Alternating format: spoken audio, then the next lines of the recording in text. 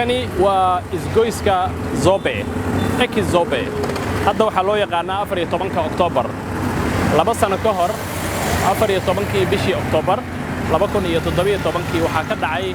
qarax aad u weyn qarax loo adeegsaday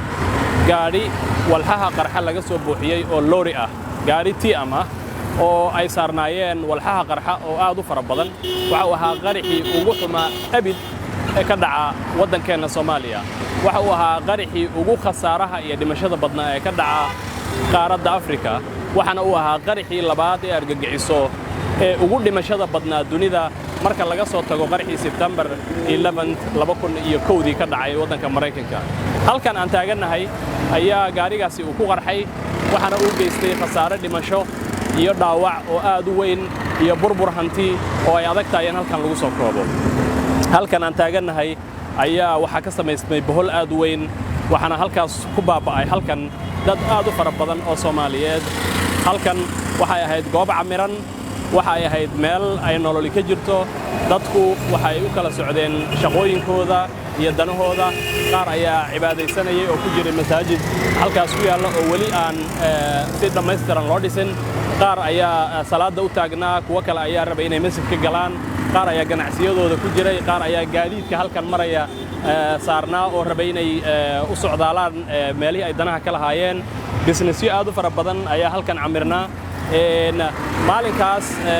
maalin kadib ayaa nimid goobta uu qaraxu ka dhacay goobtii dhibaatadii October 14 ay ka dhacday sidan ayuuna ahaa muuqaalkoodii bal haddii aan maanta isbarbardhig ku sameeyno sidii uu ahaa ama khasaarihii uu geystay qaraxii October 14 2017 ka dhacay halkan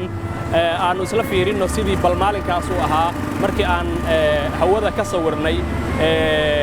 oo aan tilmaan ka bixinay khasaarihii qaraxaasi uu geystay kadibna waxa aan sidoo kale ka hadli doonaa maanta sida uu yahay xaalku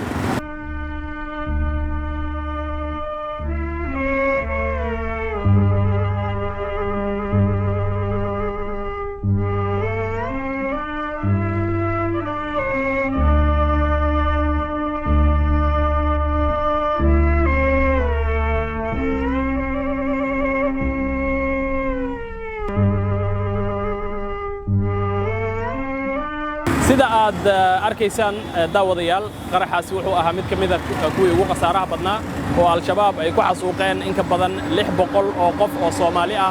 sidoo kale ay ku dhaawaceen in ka badan tiro aad u fara badan oo kale hanti aad u fara badan ay ku burburiyeen maanta oo aan taaganahay 2 sano kadib waxa aan tilmaan ka bixin karnaa sida uu yahay xaalka isgoyska Zobe ama isgoyska 14 Oktoobar noloshu waxay ku soo noqotay si caadi ah laamigii ay burburiyeen maalmo kadib waa la dhisay dhismayaashii halkan dhulka la sinmay barigaas hadda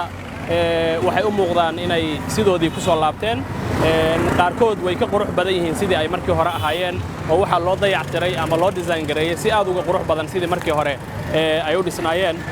dadka Soomaaliyeed wali waxay xusuusan yihiin xanuunkii uu ku reebay qaraxii 14 Oktoobar oo dad aad u fara badan oo qaali ah oo Soomaaliyeed oo rayid ah oo hooyooyin iyo caruur iyo maati iyo maras iyo dad ganacsato ah iyo dad socday iyo kuwa musaafiriin ah iyo bulshada dadkii udub dhaxaadka u ahaa qaybaheeda kala duwan ka koobnaa ay halkan ku baaba'een kuna basbeeleen ilaahay waxaan uga rajaynaynaa inuu naxariistii janno ka waraabiyo